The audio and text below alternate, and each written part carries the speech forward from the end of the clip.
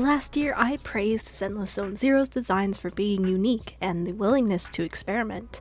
I liked that we had robot characters, and while I'm not a furry fan, I liked that we had these characters.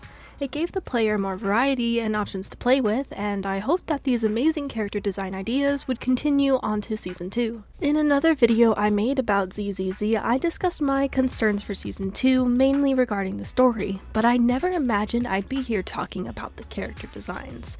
Recently, this photo has been floating around social media, and I can see why. We're having 3 characters released almost back to back with a similar outfit style. To make matters worse, 2 of these characters were not hinted in the story before the reveal, making them seemingly come out of nowhere. But wait, it gets weirder. One of the new characters, Lucia, was officially drip marketed and everything, but then her design got changed. Let's talk about that. When designing characters, you are bound to run into similarities. In fact, these similarities can be used to your advantage. Taking right from ZZZ Zone Zero, the character factions in Season 1 all had similarities that complemented each other. The Victorian housekeeping are all various Victorian stories, and their maid/butler outfits tie them together while also being distinctly individual. The Bellabog industry characters are all wearing proper shoe wear for the type of work that they do, and they all have some type of tool as their weapon that aids them in the construction field. The public security faction all has different uses of a traditional police uniform, aside from Jane because she specializes in undercover missions. And with the Section 6, they all have a uniform, but they're worn differently and uniquely to the character's personality. These are ways character designs can be similar to each other without overlapping. Where this conversation comes in is with these 3 T's at the beginning, is that we might be starting to lose the strong character design concept. Yishuan, Lucia, and Yidhari all have a similar outfit cut, but Yishuan is part of Swabian Temple while the other 2 are part of Spook Shack. Looking at the other Spook Shack members, we have Alice, Yuzaha, and Manato, who are all students. As of writing, this next version hasn't come out yet, so we don't know how Lucia and Yidhari tie into Spook Shack, but as of right now, it's very disjointed. The original 3 work well together, having various student uniforms, but these 2 seem like they could be part of their own faction entirely. I'm really curious to their role in the story and how they fit because the design alone aren't giving us much clues. But I also think that we might be getting ahead of ourselves. In my Honkai Star Rail fatigue video, there were over 5+ characters with the same design style. I think it's when we reach a threshold like that where it becomes a bit ridiculous.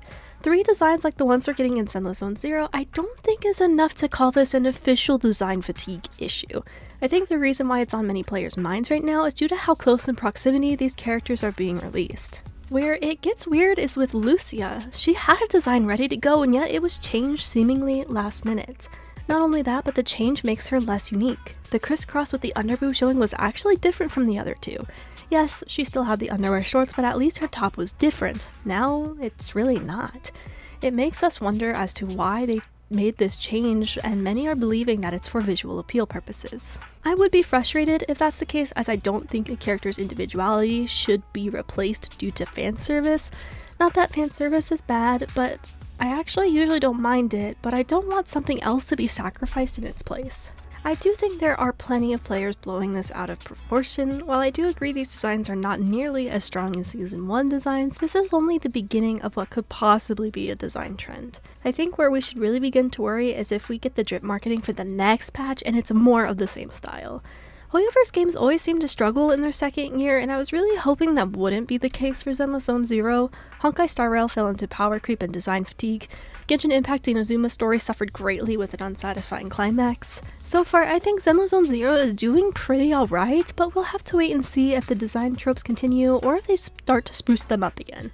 So far, I'm definitely preferring Season 1's story and characters. Thank you so much for watching, and if you enjoyed, please leave a like or consider subscribing. I have other gacha related content that goes over character design that are much longer than this if you would like to watch that next.